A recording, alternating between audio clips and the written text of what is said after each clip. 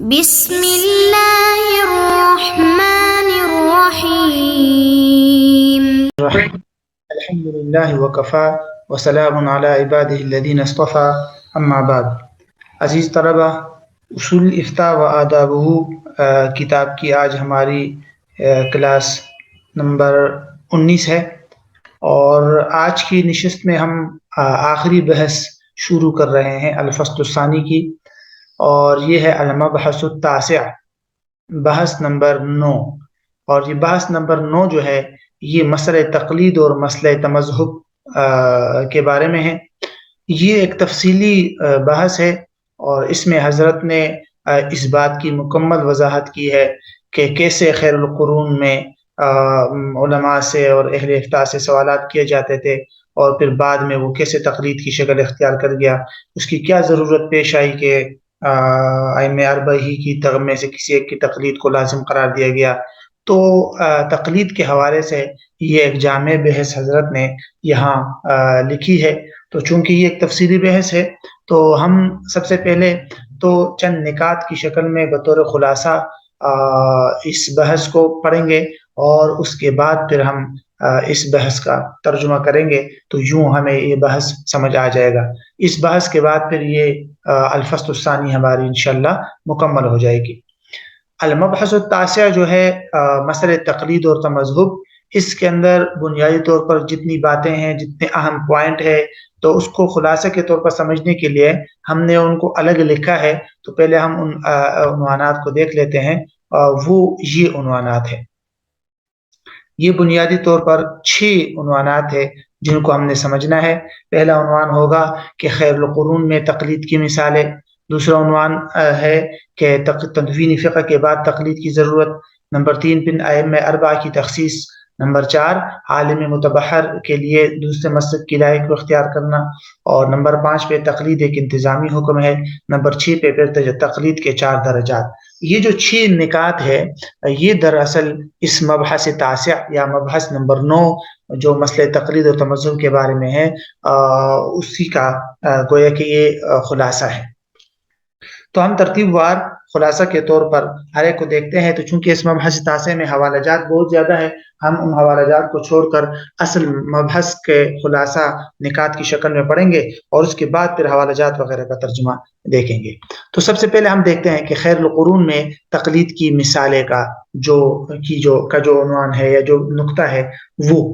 حضرت نے اس مبحث تاسع میں سب سے پہلے اس بات کی وضاحت کی ہے کہ خیر القرون کے اندر عمومی طور پر یہ ہوتا تھا کہ عوام کو جب کسی مسئلے کے بارے میں پوچھنا ہوتا تھا یا کسی شرعی مسئلے پر کے بارے میں ان کو کوئی ضرورت پیش آتی تھی، تو جو بھی عالم اور جو بھی صحابی ہو، تابعی ہو، تبع تابعی ہو، جو بھی عالم ان کو ملتا تھا اور جو بھی میسر ان کو آتا تھا آسانی سے، تو وہ انہی سے مسئلہ پوچھتے تھے. اور یہی قرآن کا بھی حکم تھا کہ فَاسْأَلُوا أَهْلَ الذِّكْرِ إِن كُنتُمْ لَا تَعْلَمُونَ. تو وہ جس عالم اور جس مفتی پر زیادہ اعتماد کرتے تھے یا جو آسانی سے ان کو میسر آتا تھا، تو اس سے وہ مسئلہ پوچھ لیتے تھے. تو حضرت نے لکھا ہے کہ اگر غور کیا جائے تو یہی تقلید ہے، یہی خیر القرون کے اندر یہی تو تقلید کی مثال ہے. اس لیے تقلید ہے کہ تقلید کی عمومی طور پر تعریف یوں کی جاتی ہے کہ العمل بقول الغیر من غیر معرفت دلیلہ. العمل بقول الغیر من غیر معرفت دلیلہ، کہ کسی دوسرے کے قول پر عمل کرنا اس کی دلیل کو جانے اور پہچانے بغیر، یا اس سے دلیل کا مطالبہ کیے بغیر. آپ اگر کسی سے مسئلہ پوچھے اور وہ آپ کو شرعی مسئلہ بتائے اور آپ اس کے مطابق عمل کریں، اور مسئلہ بتانے والے یا جواب دینے والے سے آپ کسی دلیل کا مطالبہ نہ کریں، نہ آپ کو دلیل کی زیادہ علم ہے، تو اسی کو کہتے ہیں تقلید. تو البتہ یہ ہے کہ یہ تقلید مطلق کی مثال ہے. اور خیر القرون کے اندر یا صحابہ کے زمانے میں عمومی طور پر جو تقلید ہوتی تھی وہ تقلید مطلق ہوتی تھی. تقلید مطلق کا مطلب یہ ہے کہ جو سوالات پوچھنے والے ہوتے تھے یا جو عوام لوگ ہوتے تھے جن کو سوال یا شرعی مسئلہ معلوم کرنا ہوتا تھا، وہ کسی متعین شخص کی، کسی متعین عالم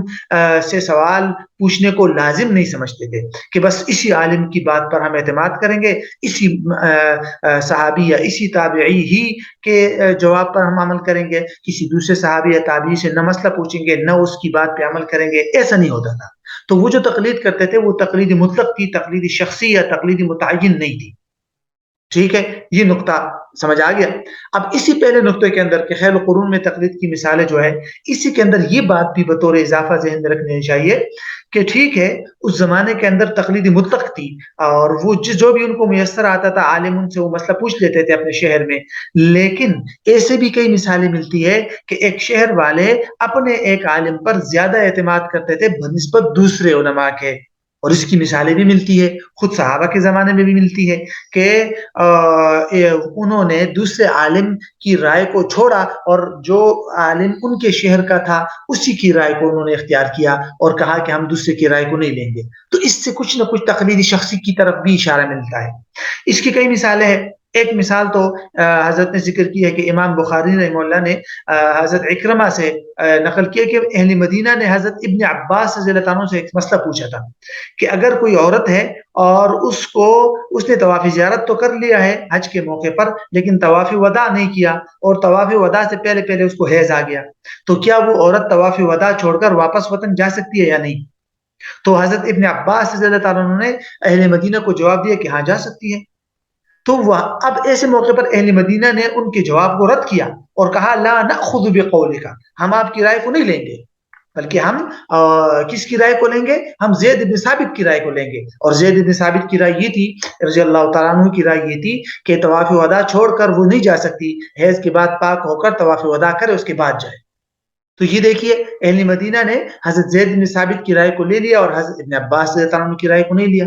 ہاں یہ الگ بات ہے کہ بعد میں حضرت زید بن ثابت کو جب پتہ چلا اور انہوں نے حضرت ابن عباس سے پوچھا، حضرت ابن عباس نے ان کو حضرت ام سلیم کے پاس بھیجا تھا جن کو آپ صلی اللہ علیہ وسلم نے اس طرح حکم دیا تھا. تو پھر حضرت زید بن ثابت نے اپنی رائے سے رجوع کر لیا تھا اور اہل مدینہ نے پھر حضرت زید بن ثابت کی رائے کے مطابق پھر بعد میں یہ دوسری والی رائے اختیار کر دی تھی. لیکن بہرحال یہ ایک مثال ملتی ہے. اسی طرح دوسری ایک اور مثال بھی ہے کہ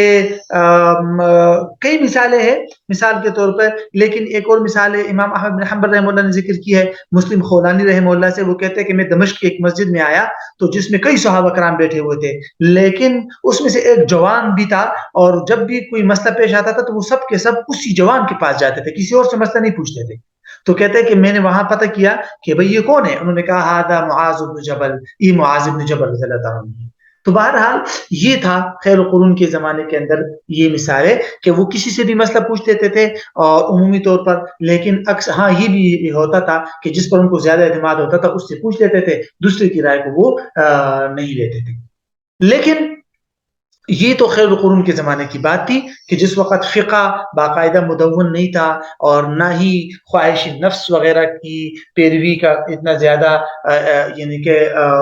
احتمال یا وہم یا خوف تھا، وہ والی صورتحال اس زمانے میں نہیں تھی. تو اس کے بعد ہم آتے ہیں دوسرے نقطے کی طرف کہ تدوین فقہ کے بعد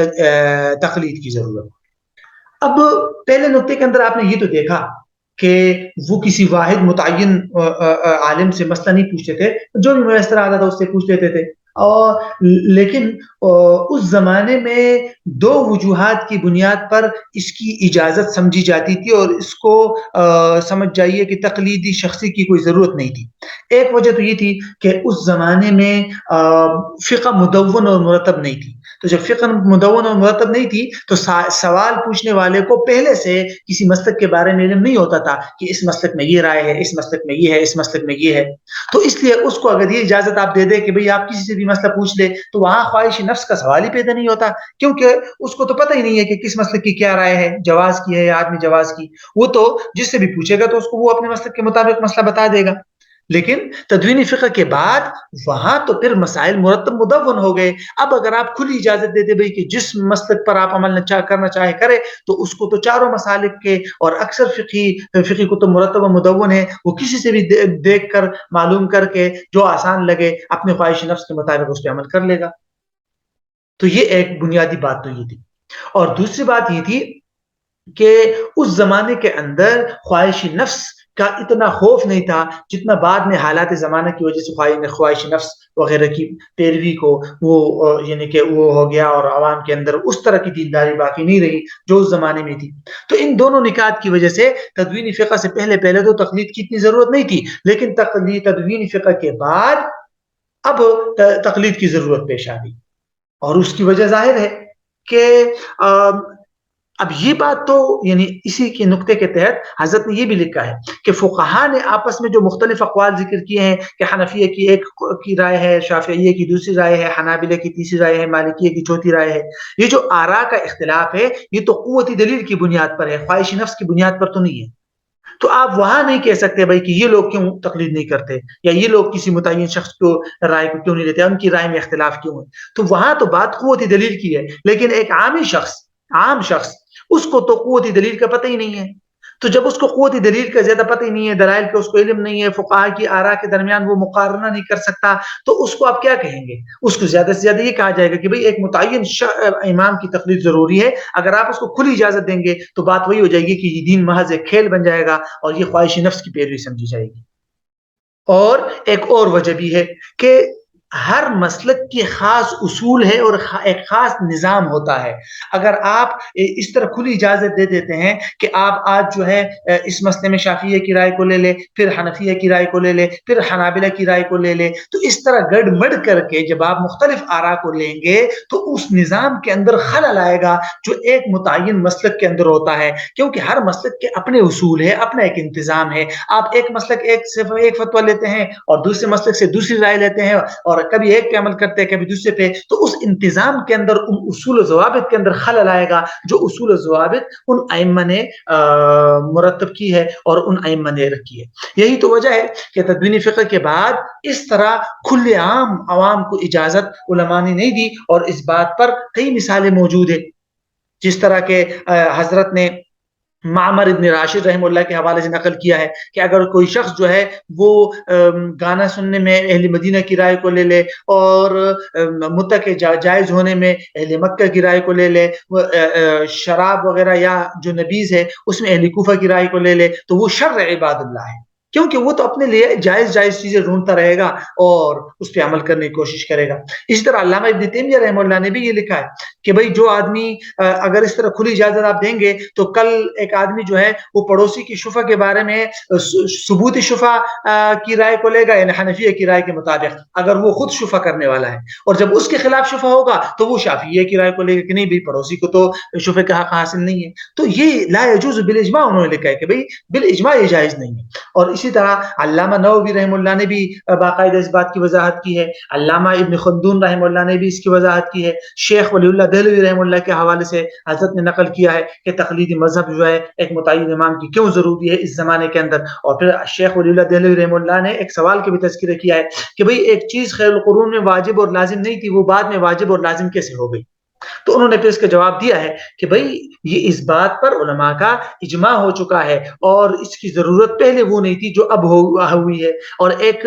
چیز کے بارے میں لکھا کہ جب ایک چیز کے وجوب کے متعدد طریقے ہو تو اس میں سے کوئی بھی ایک طریقہ جب متعین طور پر پایا جائے گا تو وہ چیز واجب ہو جائے گی، اور یہ ممکن ہے کہ ایک چیز ایک زمانے میں واجب نہ ہو اور کسی دوسرے زمانے کے اندر وہ واجب ہو جائے۔ تو اب اس پر علماء کا باقاعدہ اجماع ہو چکا ہے، تو اس لیے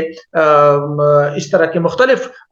علماء سے حضرت نے حوالہ جات نقل کیا ہے، ان حوالہ جات کو انشاءاللہ ہم دیکھیں گے ترجمے میں۔ تو بہرحال یہ ہے پہلے دو نقطے کی وضاحت کہ خیر القرون میں تقلید کی کیا مثالیں تھی، اور پھر تدوین فقہ کے بعد تقلید کی ضرورت کیسے پیش آ گئی۔ اب اس کے بعد ایک چھوٹا سا نقطہ انشاءاللہ اگلی نشست کے اندر ہم دیکھیں گے کہ ائمہ اربعہ کی تخصیص کیوں ہے، دیگر بھی تو فقہاء تھے، ان کی رائے کو کیوں اختیار نہیں کیا گیا۔ تو پوائنٹ نمبر 3 سے ہم اگلی نشست میں پڑھیں گے۔